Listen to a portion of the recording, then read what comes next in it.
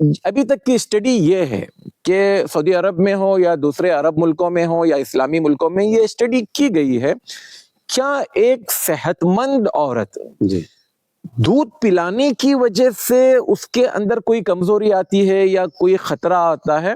تو یہ عام اسٹڈی یہ کہتی ہے کہ ایسا کچھ نہیں ہوتا ہے۔ اہدنا الصراط المستقیم۔ السلام علیکم ورحمۃ اللہ وبرکاتہ۔ وعلیکم السلام ورحمۃ اللہ وبرکاتہ۔ الحمدللہ رب العالمین والصلاة والسلام علی رسولہ الکریم، اما بعد۔ رمضان کے جو مسائل ہیں الحمدللہ ہم نے گزشتہ کئی مجلسوں میں ان مسائل کو ہم نے جانا ہے۔ آج کی اس مجلس کا سوال ہے شیخ کہ جو دودھ پلانے والی عورتیں ہوتی ہیں ان خواتین کے لیے رمضان کے روزوں کا کیا حکم ہے، آپ اس کو واضح کریں۔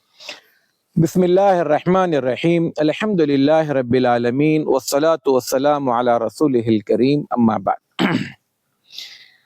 یہ بات ہم نے اس سے پہلے بھی بتائی تھی کہ اسلام ایک عظیم دین ہے جس نے اپنے ماننے والوں کے لیے جو عبادتیں طے کی ہے، اس کی صحت، اس کی جسمانی ہیئت اور اس کے حالات کے اعتبار سے یا تو کچھ چیزیں اس پر فرض کی ہیں یا اس سے اٹھا لی ہیں یا اس کے بدل میں کوئی اور چیز دی ہے۔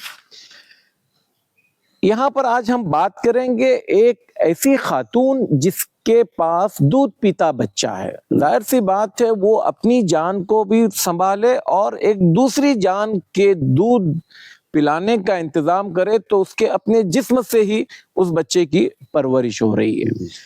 تو یہاں پر اس کو بھی ہم جیسے اس سے پہلے کی بھی ہم نے ویڈیوز میں بتایا تھا کہ دودھ، ابھی تک کی اسٹڈی یہ ہے کہ سعودی عرب میں ہو یا دوسرے عرب ملکوں میں ہو یا اسلامی ملکوں میں یہ اسٹڈی کی گئی ہے، کیا ایک صحت مند عورت دودھ پلانے کی وجہ سے اس کے اندر کوئی کمزوری آتی ہے یا کوئی خطرہ آتا ہے؟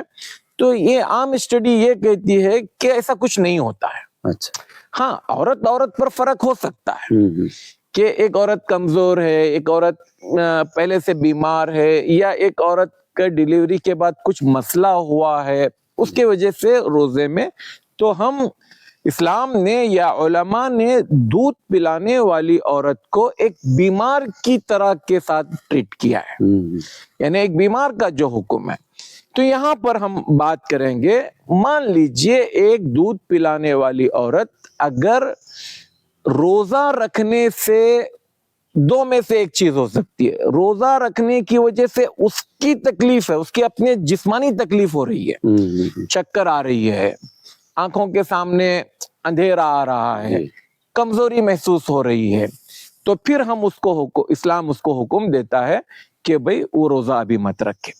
اور یہاں پر جب روزہ ابھی مت رکھے، لوگ یہ کہتے ہیں جب روزہ بعد میں بھی رکھنا ہی ہے تو ابھی کیوں نہیں رکھ؟ نہیں بھئی، فرق ہے۔ رمضان کے مسلسل روزے رکھنا اور 11 مہینے میں 30 دن کے روزوں کو کرنا، دونوں میں بڑا فرق ہے۔ اسلام یہ چاہتا ہے کہ تم مسلسل روزہ رکھنے کے بجائے اپنے ان 29 یا 30 روزوں کو اگلے شوال کی 1 تاریخ سے لے کر شعبان کی 29 تاریخ تک آپ ان روزوں کو اس کی قضا کرو۔ ایک سہولت ہے، بہت بڑی سہولت ہے۔ تو لہٰذا اگر دودھ پلانے والی خاتون روزہ رکھنے کی وجہ سے اس کے اپنی جسمانی حالت غیر ہو جا رہی ہے تو وہ روزہ نہیں رکھے گی اور اپنے روزے کو بعد کے لیے وہ ملتوی کر دے گی۔ اچھا، ایک خاتون روزہ رکھنے سے اس کی اپنی جسمانی صحت پر کوئی اثر نہیں پڑ رہا، لیکن ڈاکٹرز کہتے ہیں کہ بچے کا دودھ جو ہے وہ روزہ رکھنے کی وجہ سے نہیں آ رہا ہے۔ اچھا، یعنی اس کی اپنی جسمانی صحت کا نہیں، بچے کو دودھ کم مل رہا ہے، اس کی وجہ اس کا روزہ رکھنا ہے۔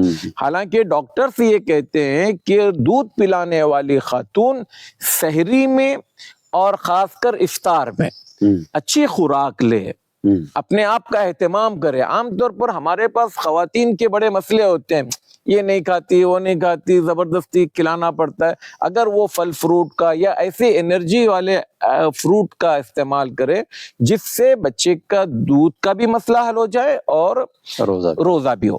اور بعض ڈاکٹر یہ کہتے ہیں کہ ایسی خواتین کو چاہیے کہ تھوڑا رمضان سے پہلے ہی بچے کا شیڈول تھوڑا سا چینج کرتے آئیں. اچھا. یعنی دودھ پلانے کا جو اس کا موقع ہے وہ بجائے دن میں زیادہ پلانے کے رات میں زیادہ پلائیں. یعنی افطار کے بعد سے لے کر سونے تک اس کو ایک زیادہ پلائیں, یا پھر سحری کے فوراً بعد اس کو پلائیں, تاکہ دن میں دودھ پلانے کی وجہ سے کوئی کمزوری وغیرہ کا مسئلہ لاحق نہ ہو. تو کل ملا کر دو باتیں ہوئی ہمارے پاس. ایک یہ کہ روزہ رکھنے سے دودھ پلانے والی عورت کے اپنی صحت پر اثر پڑ سکتا ہے, یا بچے کے دودھ کم ہونے کے امکانات ہیں. تو اس پر اب علماء نے ایک الگ الگ رائے رکھی ہے.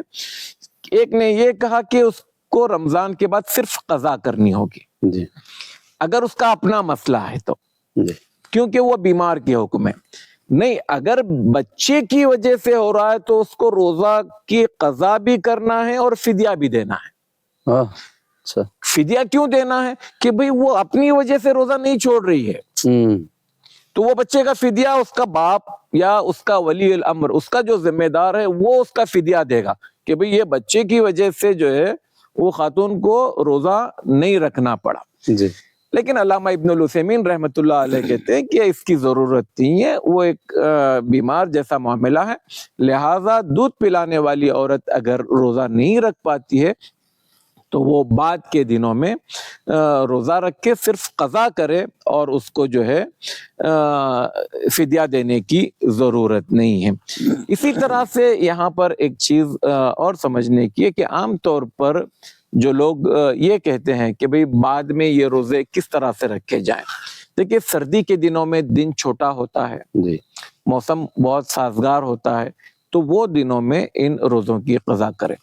اچھا, یہاں پر ایک چیز اور ہے کہ اب ایک خاتون ہے, مان لیجئے بچے بہت زیادہ ہیں, ایک تو حمل سے ہوتی ہے, ہم اس پر ہماری ایک الگ سے ویڈیو بنے گی انشاءاللہ, حاملہ عورت کے روزے. حمل کے دنوں میں روزے چھوٹ رہے ہیں, پھر 2 سال دودھ پلا رہے, پھر وہ حمل سے ہے, پھر اس کے بعد دودھ ہے, تو اب اتنے روزے کیسے رکھے گی؟ صحیح. اگر ایسا مسئلہ ہے تو بعض علماء کی رائے یہ بھی ہے کہ وہ سیدھا سیدھا فدیہ دے. اگر کسی کا اکا دکا بچہ ہے تو وہ تو مسئلہ نہیں ہے, مینج کر سکتے ہیں, اور وہ بھی ایک بچے اور دوسرے بچے کے درمیان میں اچھا خاصا وقفہ ہے, تب بھی وہ مینج کیا جا سکتا ہے. لیکن اگر کسی خاتون کے تقریباً سمجھو ہر 1.5-2 سال میں بچے ہیں, اور وہ بچے کنٹینیو اس طرح سے ہو رہے ہیں, اس سے اس کی صحت بھی گرتی جا رہی ہے, تو پھر اس کا روزہ رکھنا مشکل ہو جائے تو وہاں پر فدیہ بھی دیا جا سکتا ہے. لیکن افضل یہی ہے کہ وہ کوشش کرے کہ وہ روزے کی قضا کرے, کیونکہ فدیہ اس کا بدل نہیں ہو سکتا ہے, قضا زیادہ بہتر ہے. لیکن اگر کسی کے بارے میں یہ ہو کہ روزہ رکھنے سے اس کا مسئلہ بڑھ سکتا ہے, تو پھر وہ فدیہ دے کر اپنا معاملہ نپٹا لے. فدیہ یہ کتنا دینا کیا ہے؟ فدیہ جو ہے روزانہ ایک مسکین کو کھانا کھلانا. اچھا. یعنی اس کی بھی ہمارے پاس فدیے سے متعلق مستقل ایک ویڈیو بنے گی, لیکن بہرحال اختصار کے ساتھ یہ کہ فدیہ یہ ہے کہ ہر دن ایک مسکین کو کھانا کھلائیں, یا تو پھر ہر مسکین کے بدلے میں 1.5 کلو اناج کسی کو دیں. اس بارے میں تفصیل سے ہم انشاءاللہ اپنا ایک مستقل ویڈیو بنائیں.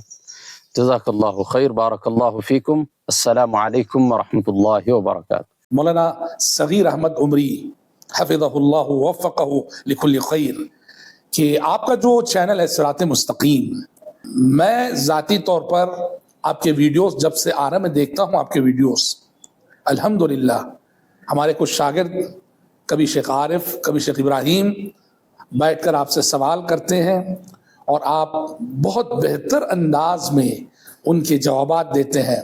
میں آپ سے درخواست کروں گا کہ اس سلسلے کو جاری رکھیں, اور اپنے ناظرین سے کہوں گا کہ آپ ان ویڈیوز کو زیادہ سے زیادہ عام کریں, پھیلائیں.